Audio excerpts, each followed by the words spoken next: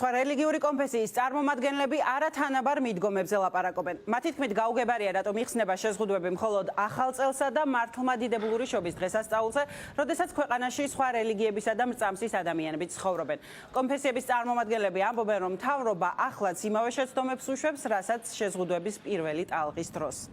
ჩვენი ჟურნალისტი ალექსანდრე ინაძე ესაუბრა სხვადასხვა კონფესიის წარმომადგენლებს და პირდაპირ ეთერში გაგვაცნობს მათ პოზიციას. ალექსანდრე, რატომ ხედავენ ისინი შერჩევით მიდგომებს?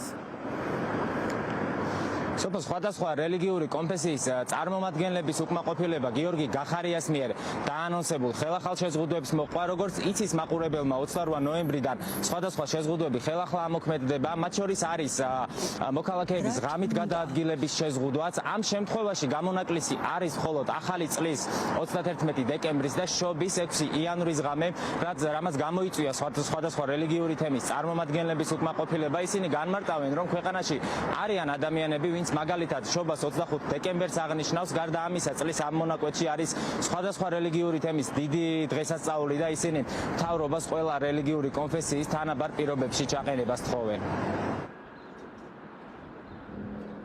გარდა იმისა, რომ პრემიერის რიტორიკაში არ გაჟღერებულა ის, რომ ის არის მრავალფეროვანი მოსახლეობის ხელისუფლების წარმომადგენელი და არ გაჟღერებულა ის, რომ მისთვის მხოლოდ ერთი რელიგიური თემი არ არის მნიშვნელოვანი. ზოგადად სხვა მხრივ ამ სადღესასწაულო რეგულაციების გაუქმება ვერც ერთ ლოგიკაში ვერ ჯდება. ჩემმა ეკლესიამ ღვთისმსახურებები შეაჩერა უკვე 3 კვირაა. მას შემდეგ, რაც 1000 ასწდა ყოველდღიური მაჩვენებელი დაინფიცირებულებისა და ჩვენ ვუფრთხილებით ჩვენს მრევლს, ჩვენს მორწმუნეებს და მათ ვთხოვეთ, რომ სახლში დარჩენილიყვნენ და ჩვენ ეკლესიაში მივდივართ მხოლოდ ღვთისმსახურები და ღვთისმსახურება გადაიცემა ონლაინ რეჟიმში. ახლაც ჩვენ მოლოდინი გქონდა, რომ შესაძლებელი იყო ხელისუფლება ჭკუა ესწავლა, თუმცა სამწუხაროდ ჩვენ შევცდით და აღმოჩნდა, რომ ამ ეტაპზეც ხელისუფლება ისევ იმ რიტორიკას აგრძელებს, რასაც წლების განმავლობაში ახორციელებს, ზოგადად რელიგიური უმცირესობების მიმართ პოლიტიკის განხორციელების პროცესში.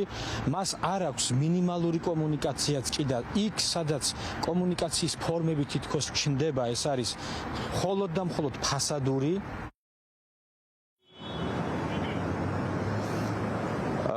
მთავრობის მხრიდან სხვადასხვა რელიგიური კონფესიების არათანაბარ პირობებში ჩაყენებაზე საიას იურისტიც საუბრობს. მისი თქმით, თუ რომელიმე კონკრეტული შეზღუდვის მოხსნა ხდება ერთ კონკრეტულ რელიგიურ დღესასწაულზე, ეს უნდა მოხდეს ყველა რელიგიური თემის დღესასწაულების შემთხვევაშიც. მთავრობთ გადაადგილების თავისუფლების შეზღუდვა იხსნება ერთი კონკრეტული რელიგიური დღესასწაულისადმი, თუნდაც ეს იყოს უმრავლესობა ამ კონკრეტული რელიგიური ჯგუფის წარმომადგენელი ხო საქართველოში, ასე დროს აუცილებელია რომ გათვალისწინებული იყოს რელიგიური ჯგუფის ინტერესები. ჩვენ თუ საუბრობთ ასეთი შემთხვევაში, თქვათ მართლმადიდებლურ ეკლესიას ეძლევა ამის საშუალება, ჩვენ უნდა ვისაუბროთ სხვა რელიგიურ ჯგუფებთან ამის საშუალება მიეცეს, რომ თავის დღესასწაული აღნიშნოს და ის ბენეფიტები, რაც არის, იყოს აქაც გათვალისწინებული. მიუხედავად იმისა, რომ შეზღუდვები გუშინ დაწესდა და სხვადასხვა რელიგიური თემის წარმომადგენლებას უკმაყოფილება უკვე გამოთქვეს, რელიგიური სააგენტო დუმს და იქ კომენტარს არ აკეთებენ. მადლობა სხვადასხვა რელიგიური კონფესიის წარმომადგენლების პოზიცია გაგვაცნო ალექსანდრე ინაძემ და კვლავ